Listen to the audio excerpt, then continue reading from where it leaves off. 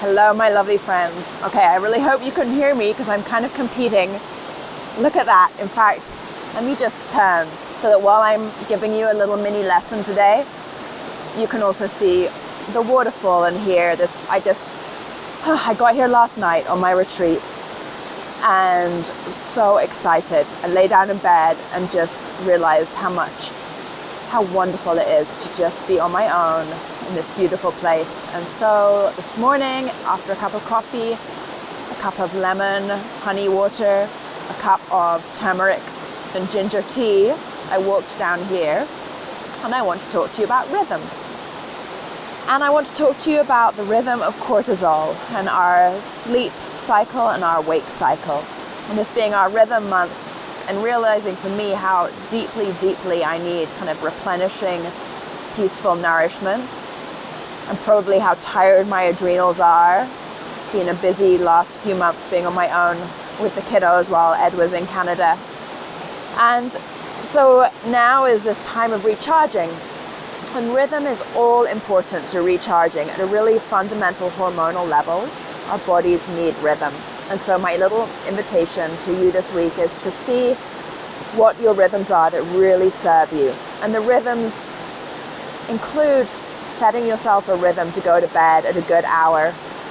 It obviously includes eating well. And one of the great things this morning, which was just a reminder, I used to do this all the time, there was a huge pot on the stove full of turmeric, black pepper, not ground, just the whole nuggets of black pepper, and there was some honey in it. I'm just swatting mosquitoes as I talk to you, and lemon, and it was so delicious. Just a big pot, and then just out of the pot we were just ladling out cups of tea.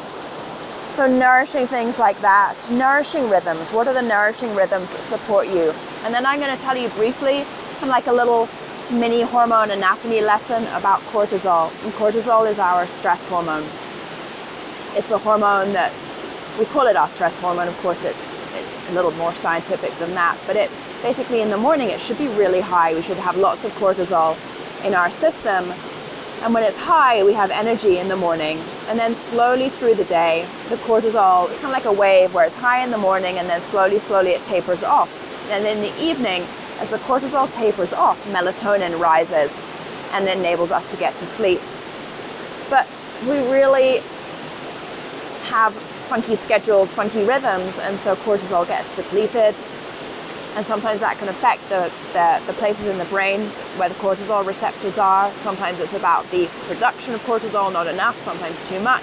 And so if you notice that your energy is off through the day, or likely most of us struggle, don't have enough energy, then it's likely that there's some kind of cortisol imbalance. So the really good thing to do is rhythm.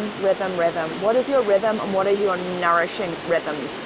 And when I'm talking about nourishing rhythms, I'm including movement, the movement medicine that you give yourself, the nourishing foods that you give yourself, and the good sleep that you give yourself, as well as looking at what habits you can kind of improve or soften in terms of good habits, bad habits.